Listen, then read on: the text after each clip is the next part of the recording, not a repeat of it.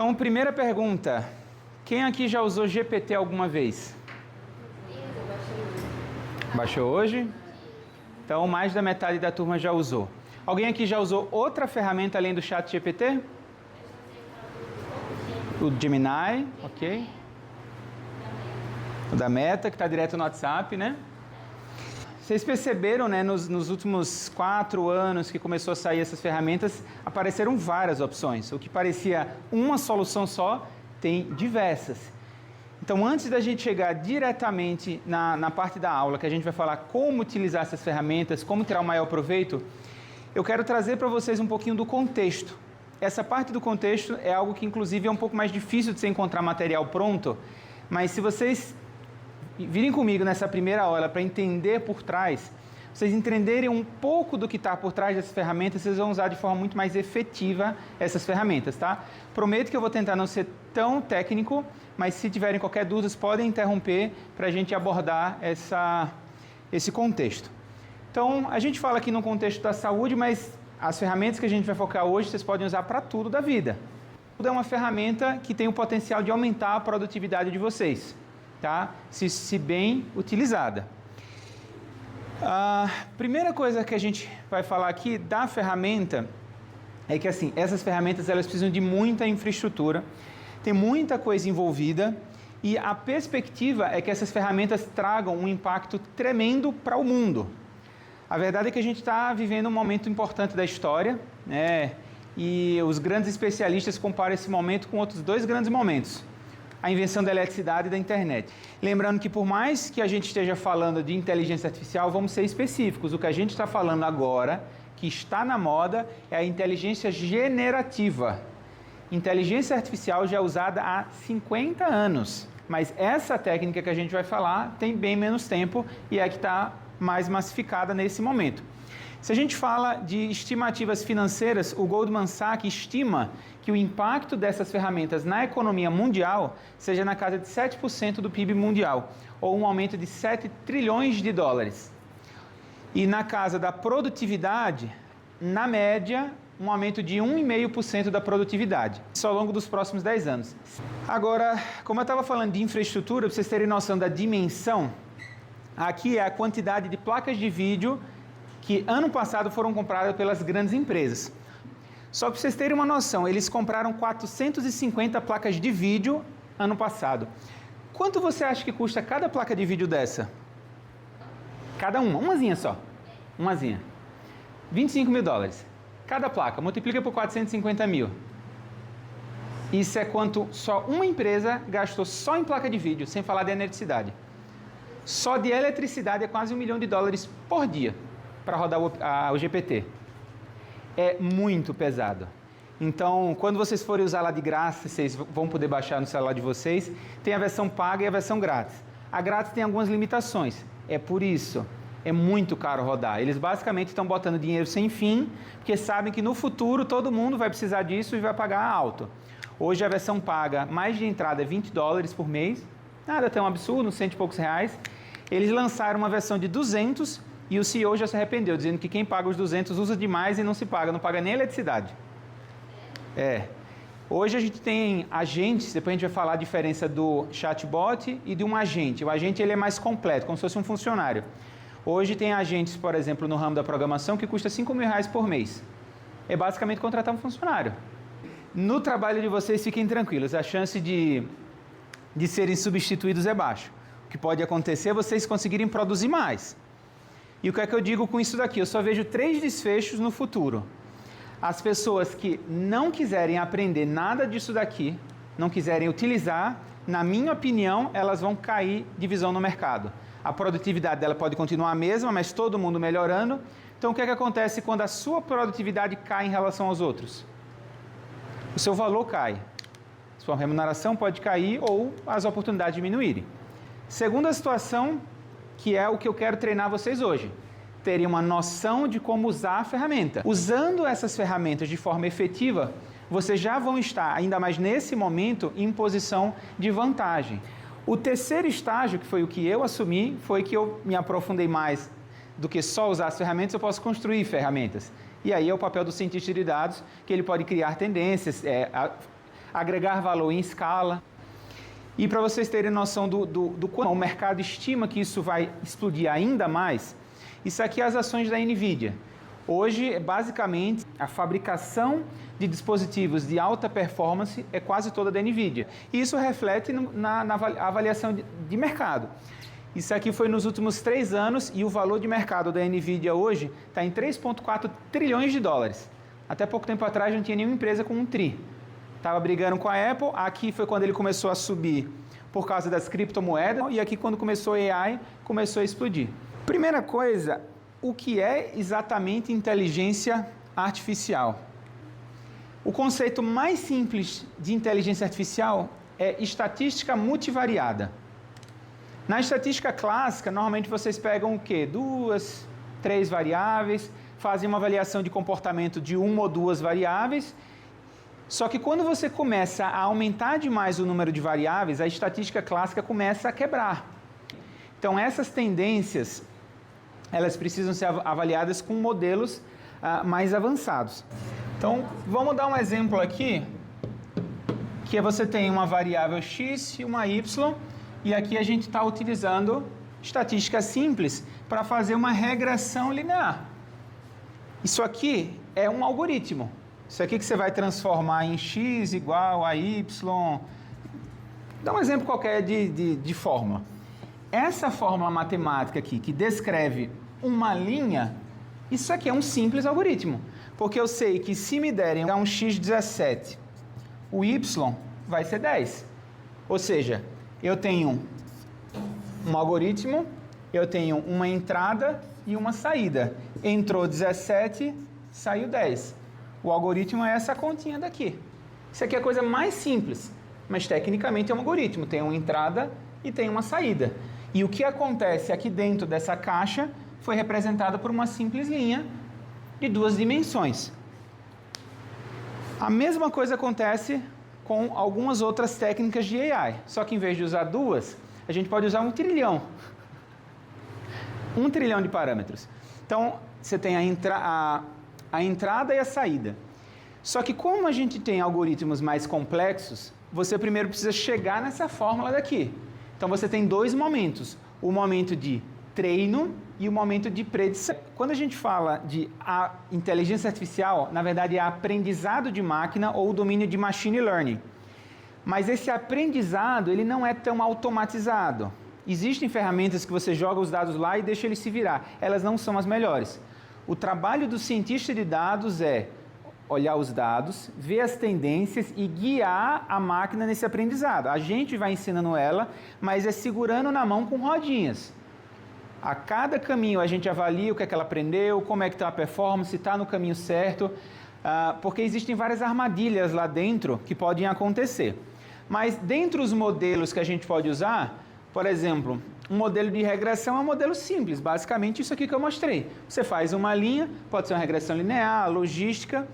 Independente disso daqui que a gente não vai entrar nos detalhes, essa primeira fase era o treino. Depois do treino, a gente vai ter uma caixa, que é um algoritmo, que vai ser guardadinho e vai ser utilizada depois para prever. Então, eu treinei, cheguei nisso aqui, e a fase de predição. Se eu boto 17, quanto sai? 10. Isso é uma predição.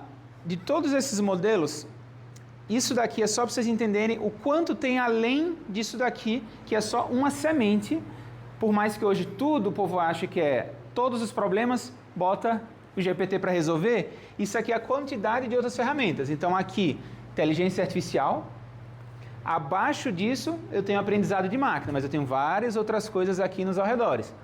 Depois, aprendizado de máquinas, para a gente chegar em GPT. A gente vai chegar em redes neurais, que é outra técnica utilizada, que não é tão simples quanto isso daqui. Fala de redes, porque ele tem algumas arquiteturas parecidas com a parte de neurônios, que tem limiar de entrada, sensibilidade, mas não vamos entrar em detalhes. De redes neurais, a gente vem para aprendizado profundo, que são basicamente redes neurais de mais de 3 camadas, e abaixo, sim, a gente vai para a AI generativa. Para a AI generativa, quando foi que isso aqui foi possível? Em 2017, publicaram um paper chamado Attention is All You Need. esse paper foi o divisor de águas, foi isso daqui que rompeu as barreiras para a gente chegar no que a gente tem hoje. E o mais curioso é que quem escreveu esse paper daqui trabalhava no Google e eles não valorizaram. Eles basicamente inventaram isso, tiveram anos para investir e não o fizeram. E o maior medo deles é porque é uma importante, impactante ferramenta de pesquisa. E todo o modelo de negócio do Google é pesquisa. Só que o que é que dá dinheiro para eles? É propaganda. E se você faz uma pesquisa e o negócio já te responde e não dá nem tempo de abrir a página de propaganda, como é que você ganha dinheiro? Então esse é o maior risco hoje para o Google. O GPT é um modelo de linguagem natural gigante. Modelo de linguagem, ele é para línguas. Muito do que a gente está usando o GPT para, ou ele não foi exatamente feito para isso, ou tem várias outras coisas por trás para aquilo acontecer. Então, o que aconteceu? Esse modelo daqui, cada algoritmo ele é específico para uma coisa. Vou dar um exemplo. Então, eu posso fazer um algoritmo só para identificar com uma câmera o risco de um paciente cair, ou se o paciente tomou uma queda. É uma câmera vendo um paciente e vendo aquilo. Cada algoritmo ele é específico para algo. Só que como essas especificidades são difíceis para pessoas que não são da indústria utilizarem, o ouro tem vindo de fazer modelos mais generalistas. E como é que eles têm feito isso? Basicamente um canivete suíço. O GPT hoje não é um algoritmo, é um canivete, ele é um multimodal. Quase uma dúzia de algoritmos lá dentro, e o que é que acontece? Quando você conversa com ele, você está conversando com um intermediário e na hora que você pede alguma coisa, ele puxa uma das ferramentas. Só que você pode escolher qual a ferramenta certa que ele vai pegar para aquilo que você está precisando. Mas como é que aconteceu para o GPT nascer? Eles começaram no 1 e no 2, e é interessante que em pesquisa, normalmente grandes descobertas acontecem quando você traz metodologias mais apuradas, novas técnicas. E o engraçado, o Sam Altman, que é o CEO da OpenAI, que é quem faz o GPT, falou que foi bem diferente com eles e até curioso. A forma como eles conseguiram romper barreiras foi com força bruta. Eles pensaram assim, pô, e se a gente pegar uma quantidade absurdamente colossal de poder computacional e botar lá para ver o que é que acontece? Foi isso que eles fizeram. E simplesmente funcionou e deixou todo mundo sem voz. Só que você só pode fazer isso até certo ponto. Força bruta não te leva, né, até o fim do caminho. Até o GPT-4 eles ainda continuaram botando um pouco mais de força bruta e agora está na hora de fazer refinamento. É tanto que quando a gente for abrir o GPT, vocês vão perceber que não tem mais um modelo. Dentro do próprio site você tem 5 ou 6 modelos para escolher. O GPT-4, então eles começaram no 3, foi para o 3,5. Hoje em dia o mais comum é o 4 e é o que vocês conseguem acessar de forma gratuita na plataforma. Ele usa 1,8 trilhão de parâmetros. 1,8 trilhão de variáveis, como se fosse um gráfico, x, y, z, até 1,8 trilhão. E o resultado que ele dá é puramente estatístico com base nesses números. Cada modelo ele é criado de forma diferente, porque para criar a gente precisa da fase de treino. A fase de treino envolve dados diferentes, envolve técnicas diferentes. Então, se você conversa com GPT, conversa com Gemini, conversa com Meta, cada um se comporta um pouco diferente, porque cada um foi treinado de forma diferente, em quantidade diferente de dados. Mas o maior medo disso daqui é que para eles conseguirem treinar isso, eles usaram muita força bruta, ou seja, eles pegaram a internet inteira, jogaram lá dentro do liquidificador e vamos ver o que é que dá. Só que o problema é o seguinte, o modelo ele foi feito para que propósito? O modelo foi feito para escrever bem palavras. Ele sabe mentir muito bem, porque escreve bonito. Aí tudo parece fazer sentido, mas você vai ler, está errado. Então vai desde como você pergunta, desde como você pede para ele te responder, desde você checar, ou algo que a gente vai aprender lá no final, que são as bases curadas. Tem bases científicas de medicina que vão te responder só com informações de artigos. Só que não está disponível para qualquer um, porque são bases caras e algumas instituições só que vão ter acesso a essas. Mas é bem isso, tem que tomar cuidado.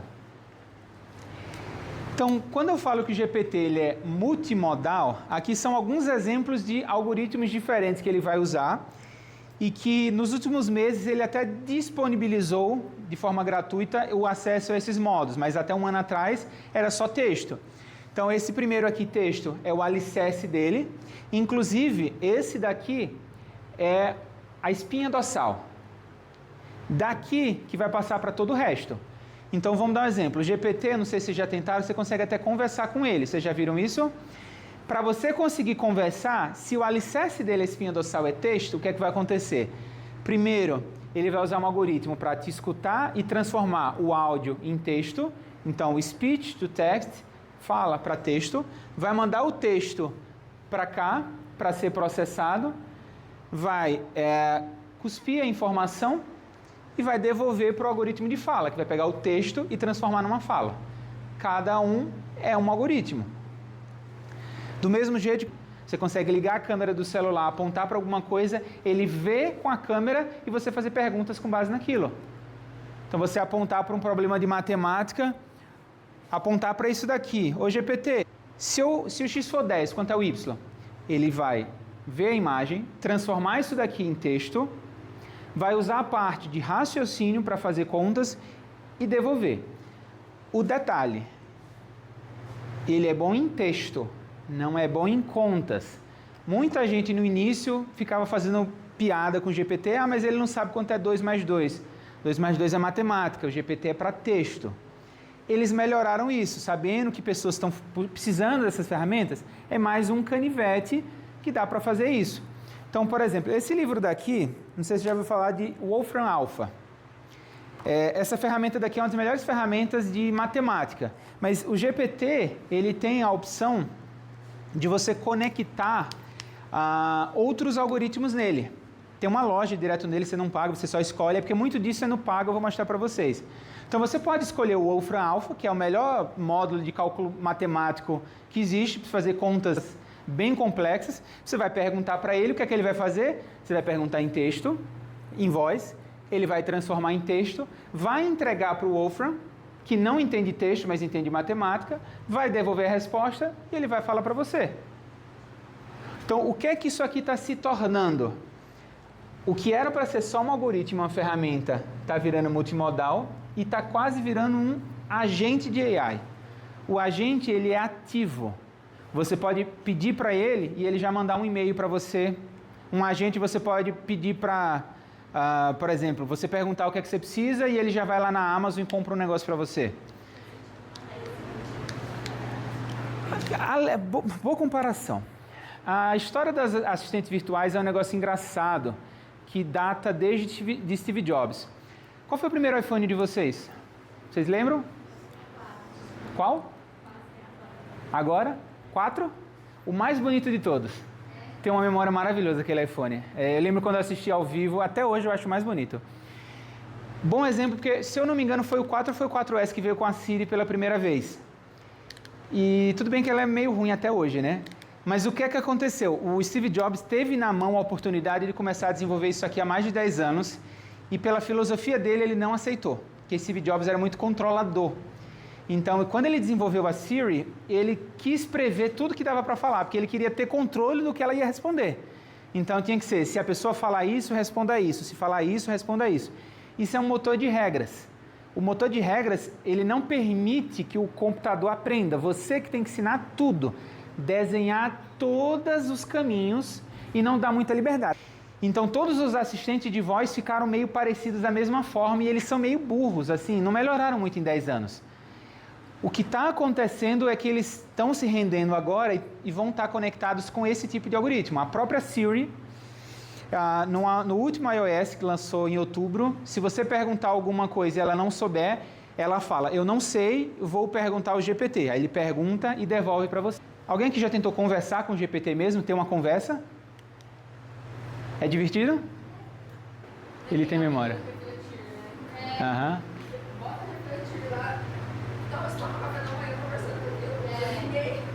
Bom, essa parte da memória tem duas memórias. Tem a memória de histórico de conversa e tem a memória intencional. tem um lugarzinho lá que você pode escrever um texto de 1.000 ou 2.000 caracteres, que você pode falar um pouquinho de você e já botar um alicerce. Já dizer o que é que você faz, como você quer que ele responda. É como se você já tivesse um prompt emplastificado e toda vez que você for falar com alguém, você dá aquele papelzinho, então vai o que você está falando e aquele bilhetinho que vai junto. Você já diz como quer que ele trabalhe. Se você deixar solto, ele vai responder de qualquer forma. Mas isso tem na versão gratuita? A versão gratuita tem uma hora que você tem que deletar uma parte do histórico, mas como eu disse, mesmo grátis é caríssimo, ele realmente está, né, dando o possível para a gente aprender a usar a ferramenta. Não tem. É puro queima de capital. Bilhões que eles estão botando para queimar capital pensando que vão recuperar trilhões na frente. Esses dias eu usei a ferramenta de imagem. Dolly? Isso. E aí ele permitiu que eu colocasse 3 fotos, só que era o limite. E aí ia renovar esse limite depois de 24 horas. Mas você colocou a foto ou pediu para ele gerar a foto? Não, coloquei a foto. Era 2 algoritmos diferentes, um para colocar e um para tirar. Algoritmo interessante. Esse algoritmo que você está falando é o algoritmo de OCR, reconhecimento de caractere. Sabe quem que treinou esses algoritmos? Alguma vez você foi comprar alguma coisa num site e ele queria saber se você era um bot ou humano e pediu para ele digitar e ler uma frase? Aquilo dali estava botando para vocês para trabalhar de graça. A partir do momento que ele gera uma imagem que ele não sabe o que é e você responde, se você acertar aquilo, você está ajudando a treinar um algoritmo. Por décadas a gente ajudou a treinar esses algoritmos. É o CAPTCHA. E cada vez vai ficando mais difícil, porque o algoritmo vai ficar cada vez melhor. É uma briga de gato e rato, porque o algoritmo fica melhor e você ajuda ele a treinar a ficar melhor. Mas o de foto também é assim? Sim.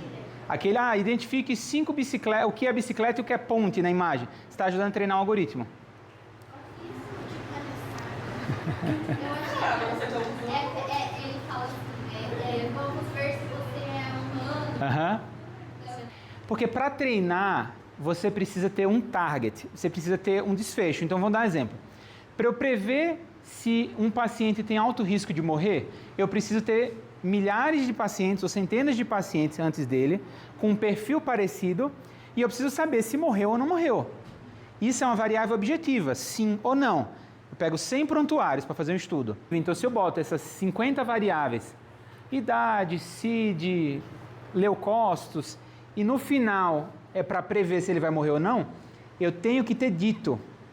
Porque ele precisa aprender com um padrão para depois você tirar as rodinhas e agora, sem saber se ele vai morrer ou não, você vai colocar as mesmas variáveis e ele vai prever. E aí você vai acertar em X% das vezes. Então, da mesma forma que você tem que identificar caracteres que ele não sabe e ele não adivinha. Só que de tanto alguém falar que aquele caractere T torto num T é um I, ele vai olhar a imagem e vai, com a experiência dele, os dados que ele já tem, ele vai prever e acertar com uma certa precisão. Aqui. Então, só para a gente fechar, tem os algoritmos de imagem, mas da mesma forma como eu disse, uma coisa é você colocar uma imagem no modelo e ele identificar essa imagem, então ele vai estar usando, por exemplo, se for identificar caractere, é um OCR para identificar caractere, ou ele vai estar usando o que chama de Machine Vision, que é tentar fazer visão de máquina, que normalmente usa redes neurais, e outra coisa é gerar imagem, por isso que fala muito do generativo, do que ele vai gerar.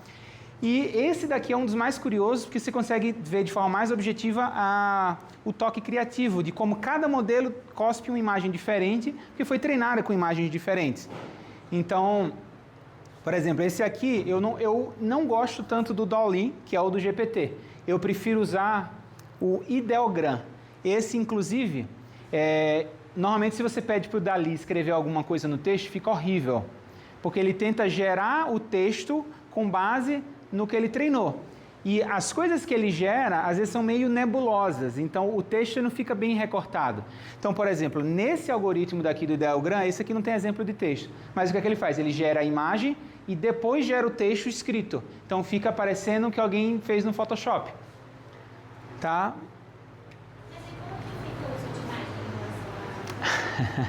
Se você souber, acho que o pessoal da Europa vai querer, porque eles estão debatendo isso e não chegaram num consenso.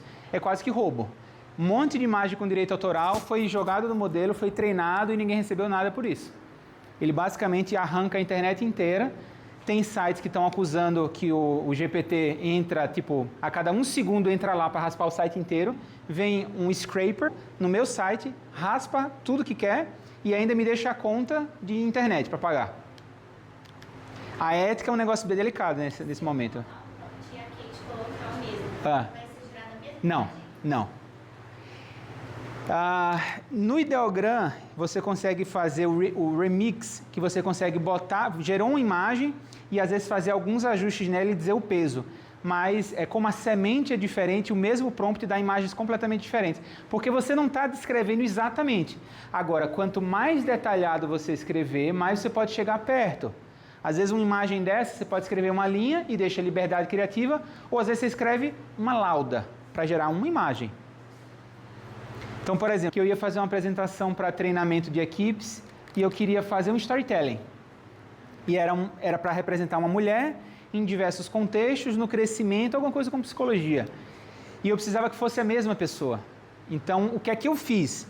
Eu gerei a primeira imagem com liberdade criativa, faça assim, ele chegou na mulher. Aí eu fiz o contrário, eu peguei a imagem, joguei no GPT e pedi para ele descrever a imagem amplamente detalhada. Então, ele fez uma dissertação sobre uma imagem. Aí eu peguei aquela dissertação, o que ele descrevia sobre a mulher, o nariz, o cabelo, tudo bem descrito, e mudei só algumas coisas. Mas eu não consigo jogar essa foto no chat e perguntar se foi gerado ou não. Existem ferramentas só para isso. Inclusive para geração de texto. Então, por exemplo, você vai fazer um TCC e o professor diz para não usar o GPT. Sim, mas também tem como fugir. Tem como você pegar o texto dele e botar em outra ferramenta só para embaraçar. Mudar as palavras. Então, assim, é uma briga de gato e rato. Não tem resposta porque está tudo acontecendo nesse momento.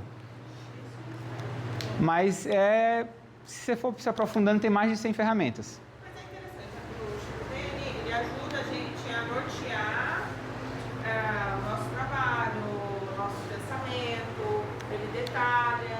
Eu acho muito interessante essa questão dentro das plataformas tais, que é o que eu quero trabalhar, os artigos tal, isso aí. Sim. Eu acho interessante. Tá. Mas a questão é realmente... A parte ética nem tentem pensar, porque aí as maiores mentes do mundo estão tentando e tem coisas que está horrível conseguir chegar num consenso. Então tem brigas legais, por exemplo o Reddit, um dos maiores fóruns do mundo, ele fechou e criou a própria inteligência dele. Tem outros lugares de imagem que também tentaram criar os próprios, porque eles foram lá e roubaram tudo. É meio delicado, mas para a gente, vamos usar e deixa que eles se virem para defender o peixe deles. Então, a questão é, por que todo esse contexto? Porque para quem tem um martelo na mão, tudo vira prego. Isso aqui não é um prego, isso aqui é um parafuso. Então, a ferramenta certa não é um martelo, é uma chave de fenda. Vocês têm um canivete suíço na mão. Vocês têm que saber que ferramenta usar e como usar aquela ferramenta. Isso que vai garantir a eficácia e trazer o diferencial para vocês. Normalmente, muito disso é exploração, mas trazendo um pouco desse contexto, vocês explorarem, pelo menos sabendo onde estão pisando. Tem mais um ambiente que está sendo lançado. Esse daqui é mais caro ainda de rodar, então eles já anunciaram, tem uns 11 meses, que é para gerar vídeos. Mas talvez vocês já tenham visto algumas coisas cair no reel de vocês. Por exemplo, antes de eu vir para cá, eu vi um lindo que era um Spitz cozinhando uma pizza. Mostrava tudo, o cachorrinho amassando a massa, botando molho. Eram diversos recortes feitos por AI.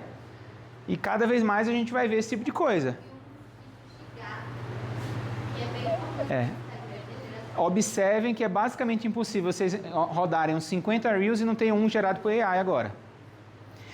Dá um exemplo de um prompt para você ver o que ele consegue fazer. Olha quão específico é. É um drone com câmera girando em círculos ao redor de uma linda, histórica igreja feita num arquipélago de pedras. Bom, ele dá todo o detalhe aqui e manda gerar. E ele faz esse tipo de coisa aqui. Isso aí é tudo de AI. Não existe essa imagem. Até o movimento da câmera... Esse símbolozinho daqui é o símbolo que eles colocam para dizer que é gerado por AI, mas isso aí você pode arrancar, você pode fazer crop e não dá para confiar que é só isso. Tá? Isso daqui é fácil fazer, porque você está de longe e não tem detalhe, mas rostos humanos, por exemplo, é mais delicado. A gente está muito mais biologicamente treinado para identificar expressão facial do que saber se essa pedra é da Grécia ou da Croácia. E aqui um exemplo de conversação, esse daqui é com o Gemini, um radiologista conversando com o Gemini com uma tomografia na mão. Essa tomografia ele está interagindo com ela, e é algo que o próprio Windows vai ter.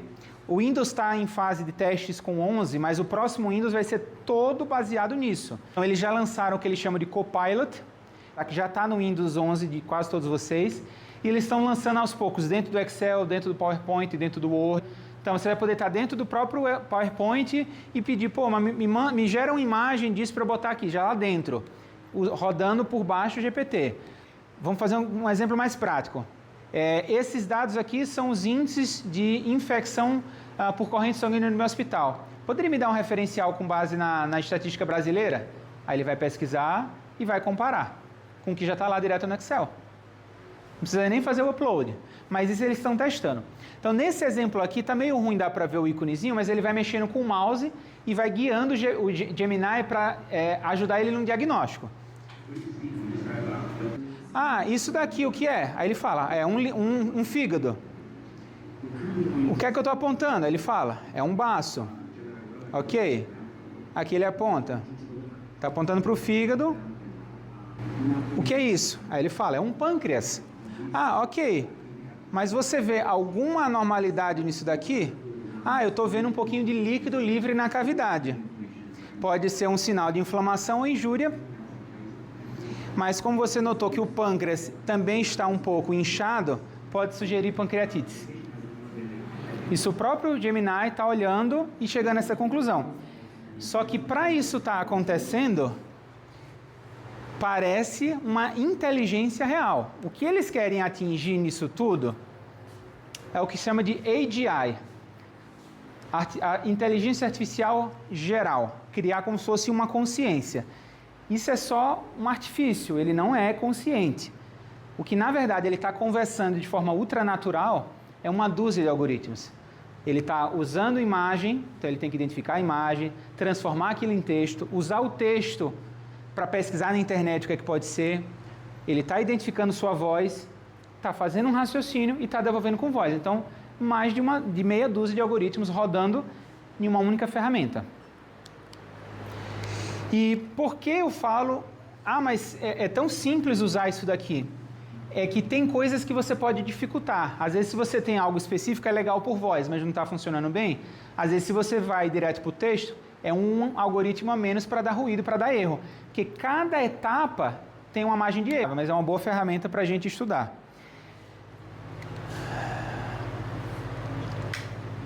Que você tinha comentado da confiança. Então, antes da gente chegar na parte prática da aula, que a gente vai começar a falar de dicas e como realmente utilizar, os 2 pontos importantes. Qualquer texto gerado deve ser revisado criticamente e validado por profissionais com adequação às novas regulamentações vigentes. Essa parte do revisado criticamente tem um termo que eles usam, alucinações. Eles usam esse termo porque tanto a inteligência pode buscar uma informação errada que alguém colocou na internet, e isso ele não está alucinando, ele só está buscando, como ele pode completamente inventar algo novo e dar isso para você passando por verdade. O perigo disso aqui é você pegar uma pessoa completamente leiga, que às vezes vai lá no GPT e não tem qualquer condição de avaliar o que está ali.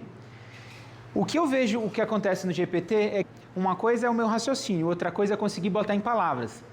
Então, vou dar um exemplo. Quantas vezes vocês quiseram fazer uma redação, um texto, vocês já sabiam tudo que iam colocar e demoraram 1 hora para escrever?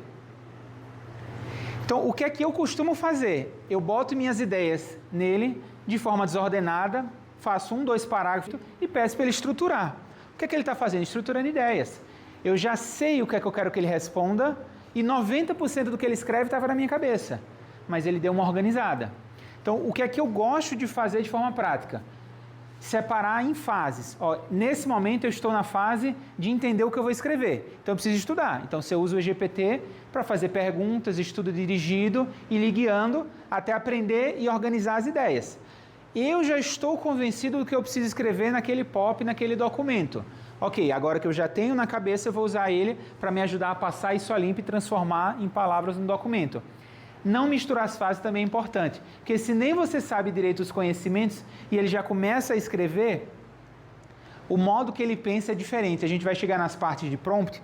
Tem formas de você fazer ele raciocinar em camadas e você pode pedir para ele falar todas as etapas do raciocínio, inclusive. Que aí você consegue avaliar se ele chegou no raciocínio certo. É que nem aquela história de prova de matemática. Ah, professor, mas o resultado está certo. Ganha o ponto, né? Aí você vê a conta toda errada. O que é que o professor fazia? 0.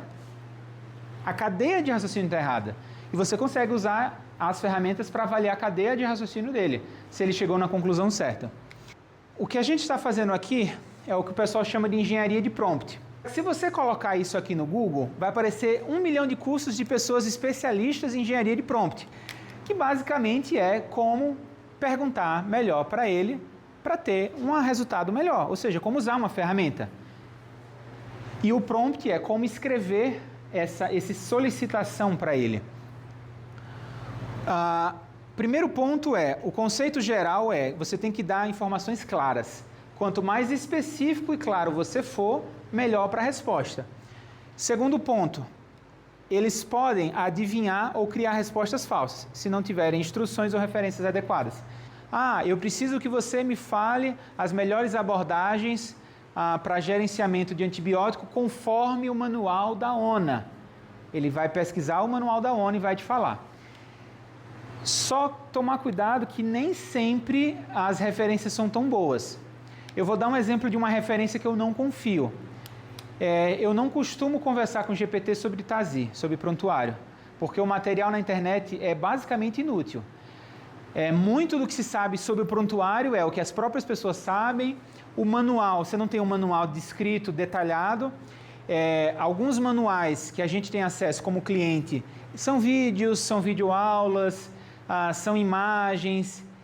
Eu não sei se ele tem acesso a esse material, então eu já sabendo que o que eu quero saber de informação provavelmente não está na internet, você até pode perguntar para ver o que ele fala, mas não confia demais, porque eu já sei que é pedir demais dele, ele não tem bola de cristal.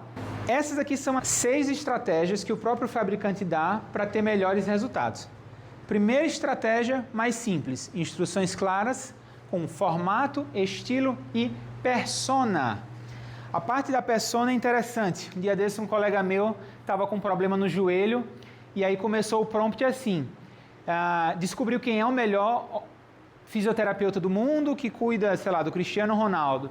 E disse assim, finja que você é o melhor fisioterapeuta do mundo e me dê uma opinião sobre o melhor tratamento disso. Ou seja, você tentou colocar ele numa caixa para ele tentar se comportar como um melhor fisioterapeuta. Então, o melhor fisioterapeuta do mundo para te responder vai olhar onde? Em quais guidelines? Então, se você bota numa persona, já é um caminho. Por exemplo, você é um enfermeiro da qualidade, um hospital de grande porte, conhecido por sua comunicação clara e objetiva. Já está até dizendo, eu quero que você me responda de forma clara e objetiva. Sempre elabora documentos seguindo o padrão ABNT. Já vai tirar o trabalho de ser ABNT. Preciso redigir um POP para a realização de um checklist de segurança do paciente no centro cirúrgico. Use linguagem técnica, mas de fácil entendimento para a equipe de enfermagem. Então, ele está sendo específico, te colocou como enfermeiro da qualidade. Essa persona pode ser você ou pode ser outro. Então, ele fala aqui, formato e documento com introdução, objetivos, responsabilidades, fluxograma. Você diz exatamente a forma que você quer. E ele vai dar, cada tópico. E define o estilo, claro, objetivo no padrão ABNT. Isso aqui é um prompt. Você faz um prompt só e às vezes ele já acerta de primeira. Inclusive no GPT, os novos, tem a opção de você editar dentro dele. Antes o que é que eu fazia? Eu copiava, colocava no Word, mexia em algumas palavras e devolvia para ele. Agora dentro dele próprio, a resposta dele, você dá 2 cliques, ele abre como se fosse o Word e você já começa a mexer. Essa frase aqui eu não gostei. Você sublinha só essa frase e diz, escreve de tal forma. Aí ele mede só um pedaço. Então, em vez de ser o prompt inteiro, está cada vez mais a 4 mãos. Você vai escrevendo e vai tendo essa conversa como se fosse um funcionário. Segunda dica, reduzir respostas incorretas fornecendo material confiável. Então, você responderá somente com base nas diretrizes oficiais de controle de infecção hospitalar disponibilizadas a seguir. Caso as respostas não contem nessas diretrizes, responda. As diretrizes não cobrem esse assunto. Então, não só você diz, pesquisa aqui. Você poderia ler e fazer, mas você está com Não tem tempo? Imagina que isso aqui são 200 páginas. Hoje, o GPT pago, você pode botar um livro de 300 páginas dentro e fazer uma pergunta para o livro inteiro. Ah, eu quero que você, com base nesse manual da ONU que eu tenho no meu computador, me responda isso. Se não tiver no manual, me diga que não tem. Ou seja, se ele não tiver, ele não vai inventar, teoricamente. E qual a orientação sobre o uso de luvas estéreis em procedimentos de punção venosa profunda? Você poderia perguntar só isso. Então, se você dá exatamente onde você quer que ele responda o material, ele vai te responder dessa forma. Aqui, por exemplo, ele ainda poderia dizer, responda, mas já organizando POP com introdução. Então, por que isso aqui é efetivo? Fornece uma referência oficial, ou seja, qual referência é válida para você. Instrui o modelo a não inventar respostas fora do material. Então, aqui ele fala, se você não encontrar, só me diga, mas não inventa. E ajuda a minimizar erros ou lacunas. Terceira dica. Claro. Na hora de garimpar, por exemplo, artigos sobre um tema, pode induzir ele a trazer as respostas que você quer e as que você não quer. Você pode até dizer quais artigos. Por exemplo, depende de fases. Primeiro você está na fase de brainstorm. Você está com uma dificuldade no hospital e precisa encontrar o problema. Beleza, encontrei o problema. Depois, com esse problema na mão, você precisa de referenciais. Aí você pede para ele, me dá sugestões de papers e tal. Ele dá só o paper. Aí você escolheu 3.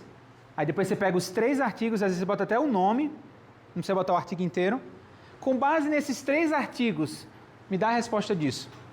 Você pode ir, quebrando em fases, que é a próxima dica. Dividir tarefas complexas. Vamos entrar num consenso aqui. O que vocês fazem é fácil no hospital? Nada do que vocês fazem é fácil. São tarefas complexas. Se fosse fácil, não precisava de vocês. Perguntou isso aí, 2 mais 2, 4.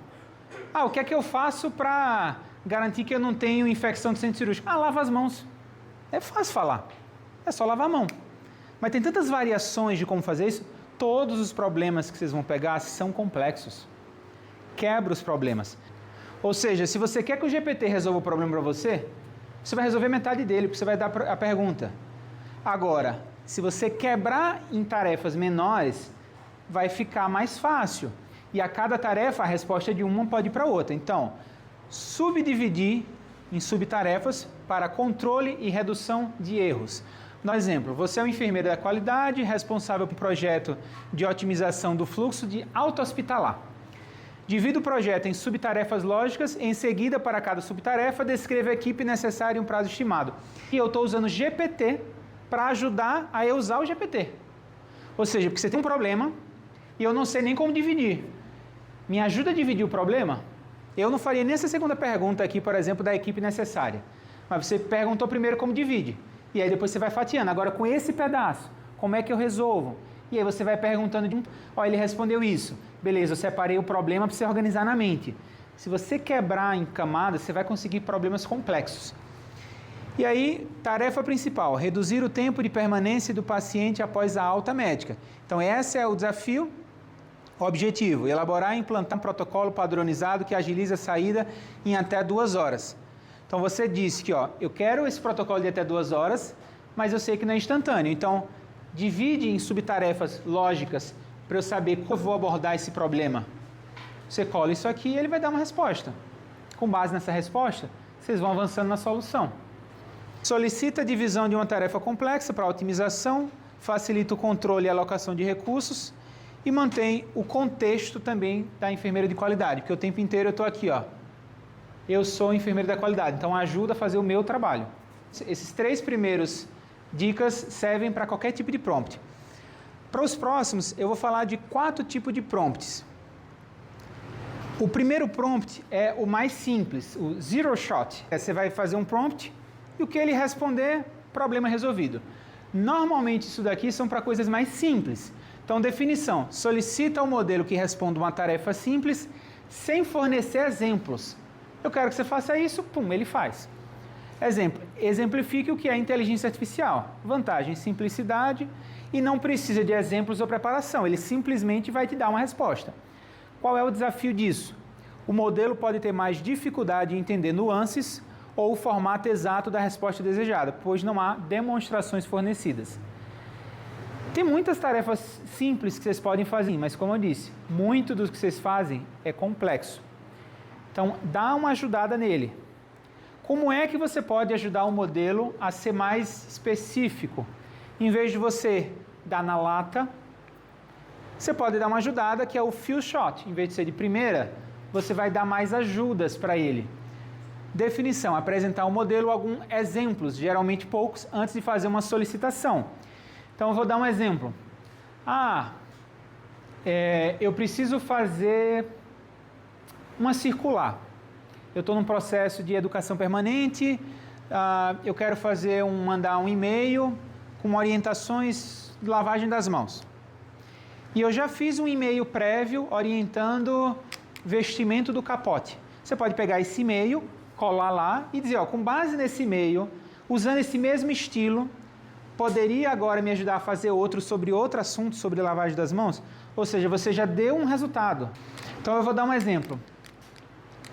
Vocês usam o LinkedIn? Na última aula eu falei que eu estava fazendo alguns posts no LinkedIn, continuo semanalmente, eu já estou no post, eu acho que 35 todas as semanas. Aqueles posts, eu tenho uma corrente de conversa no GPT e todos os posts estão na mesma conversa. Quando eu peço para ele escrever alguma coisa, ele já segue o mesmo padrão. Porque ele já sabe os outros 35 posts que ele me ajudou a fazer. Normalmente o conhecimento do post eu já tenho, ele não adiciona quase nada, ele só organiza a minha ideia do que eu quero escrever com base naquele padrão, que são 3.000 palavras, a forma como eu escrevo, os emojis. Então ele já tem os exemplos, ele copia e cola o estilo que eu digo. Então vocês podem fazer isso com o GPT. Pega algum documento da instituição, esse aqui é o protocolo de dor torácica. Me ajuda com base nesse a começar um esboço com o protocolo de AVC? E ele pode pegar aquele exemplo, você pode mandar até o arquivo para ele. E ele escreve. Fornecer 2 ou 3 perguntas e resposta de um determinado estilo. Outra forma também. Eu perguntei isso, você me responde isso. Agora eu vou perguntar isso. É que nem regra de 3.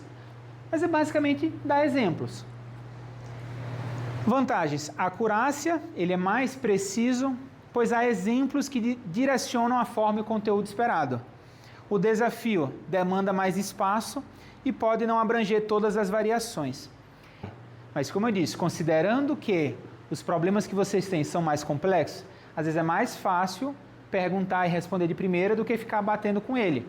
Porque se às vezes você continuar batendo na mesma tecla, às vezes ele não consegue chegar na conclusão, porque ele não conseguiu entender a lógica. Então às vezes você tem que dar um passo para trás, às vezes eu preciso limpar a conversa e ir para uma conversa nova e começar com um prompt mais completo. Isso aqui que ele está falando, tokens, que é o seguinte, um token é uma semente, um núcleo semântico. Então, por exemplo, maior que você, são 2 núcleos semânticos, você e algo ser maior que, são 2 significados. Quanto mais tokens, mais semântica, que na verdade é mais tamanho de parágrafo, mais pesado fica. Então a versão gratuita ela é medida por tokens. Se você conversar muito com ela usando a versão GPT-4o, ele vai atingir um limite, vai dizer, volte daqui a 2 horas para conversar. Porque você atingiu o total de tokens. Então, se você for fazer prompts muito complexos, tenta acertar de vez, porque se ficar conversando demais, acaba e vai estourar os tokens.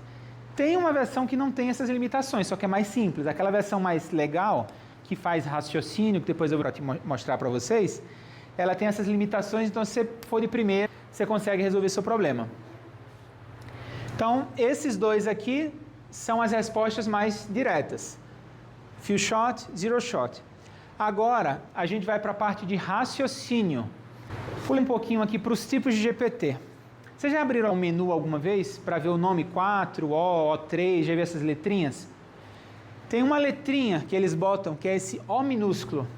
Esse O minúsculo é o modelo que é mais propício para raciocinar, para ponderar o que você está precisando. E os que são só GPT ele é mais operário, ou seja, esse mais GPT, ele é mais focado no fazer texto, ser mais direto. Você perguntou algo, ele cuspiu algo. Quando você vai para o modelo O, você consegue pedir para ele raciocinar. Ainda é uma promessa, ele não realmente raciocina, mas ele tem uma cadeia de fatos um pouco maior. Então, às vezes ele te responde alguma coisa e são 4 etapas. Isso que levou a isso, que levou a isso, e por isso eu te respondi isso. E você pode tentar forçar ele a pensar dessa forma. E aí é o que vem no tipo de prompt, cadeia de pensamento. Incentiva o modelo a pensar em voz alta, exibindo um raciocínio passo a passo antes de dar uma resposta final. Então, um exemplo. Explique todos os passos do seu raciocínio a resolver essa equação. Depois dê a resposta final. Então, você tem um problema, para chegar naquela conclusão, você tem várias etapas e você explicitamente pediu para ele enumerar todas as etapas. Isso é uma forma de você poder auditar se ele pensou direito. É justamente a prova de matemática. O professor quer que você dê toda a cadeia, porque ele precisa entender seu raciocínio. É diferente de uma prova VOF. Não importa o que você pensou, acertou ou não acertou. Ajuda a reduzir erros lógicos. No quesito de vocês, eu diria que tem os dois. Por mais que eu esteja falando de matemática, às vezes com indicadores, você precisa fazer um estudo de viabilidade. Então, vou dar um exemplo. Eu vou fazer um estudo de viabilidade se eu consigo justificar o custo de usar um curativo com clorexidina num acesso venoso central, um CHC. Custa caro que só, R$100 e tantos, e eu preciso economizar. Para justificar aquele custo, eu preciso diminuir o índice de infecção de corrente sanguínea. Se ele pensar na lógica, provavelmente ele vai pensar, corrente sanguínea base, se você tem 5 correntes sanguíneas por ano, cada um custa 200 mil, prejuízo de 1 milhão, mas se eu tenho 1.000 pacientes, cada um vai custar 120 de curativo, cada um vai usar 2, custo de 400 mil, economizou 1 milhão. Você tem uma cadeia de pensamento, independente dos números, mas para justificar uma pergunta simples. Será que existe farmacoeconomia em trocar um curativo normal por um curativo com clorexidina para controle de infecção? E você pode usar ele para te ajudar nisso daqui, se você tiver os dados. Vantagens: ajuda a reduzir os erros, e desafio: pode expor o raciocínio interno do modelo, que nem sempre é desejável em aplicações sensíveis. Eu não acho que esse é o maior desafio. Eu acho que o maior desafio é entender essa cadeia. Quando você tem problemas complexos, nem sempre você consegue avaliar se cada salto daquele faz sentido. Então, às vezes, você precisa auditar e estudar o que está por trás daquele raciocínio. Então, se aqui é cadeia de pensamento, esse aqui é árvore de pensamento. É um pouco mais rebuscado. Esses aqui, o manual vai estar aqui com vocês, depois eu vou mandar o slide. Não se cobrem agora, porque isso aqui seriam as formas mais avançadas de usar o modelo. Começa usando isso aqui mesmo, nível 1, nível 2 de dificuldade, 3, e aqui é o nível 4 de quem está usando a ferramenta.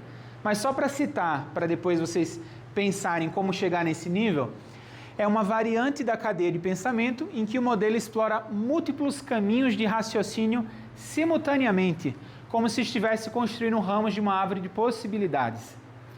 Então, vou dar um exemplo próprio.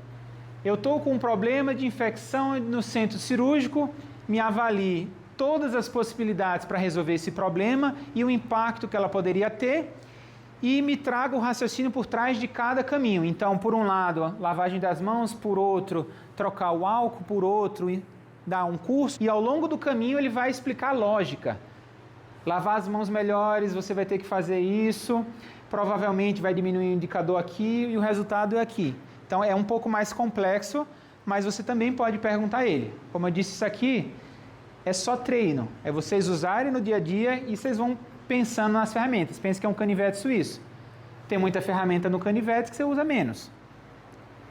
Vantagens: pode levar a respostas mais complexas ou criativas, e o desafio: maior complexidade de implementação.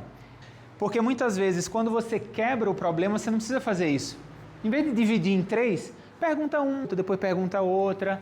Na cadeia de pensamento é legal, que aí você pode pedir para ele dizer, sim, como é que você chegou nessa conclusão, e dar. Da mesma forma que pegando a deixa, você também pode pedir referências. Ah, deu uma resposta. Ok, me traga todas as referências que condizem com isso daí. Inclusive algumas vêm com link, você consegue clicar e abrir. Outros vêm quebrado, mas tudo bem. Às vezes ele inventa a referência. Hã? Não tem essa ferramenta de você ir direto para o site daqui. O do Google, como eu disse, a gente está no meio do furacão. O próprio Google, quando você pergunta, lá dentro já tem um GPT. Não é mais só o motor de pesquisa deles. Aquela primeira caixinha, que ele já te responde mais ou menos o que você quer, ele já fez uma pesquisa na internet e já fez um resuminho. Só que nesse quesito o Bing está melhor que o Google agora. É opinião, mas muda tudo mesmo. Eu tenho preferido usar o Bing. Eu tive que engolir seco o amargo, que eu sempre fugi dele, mas eu testei e eu estou gostando.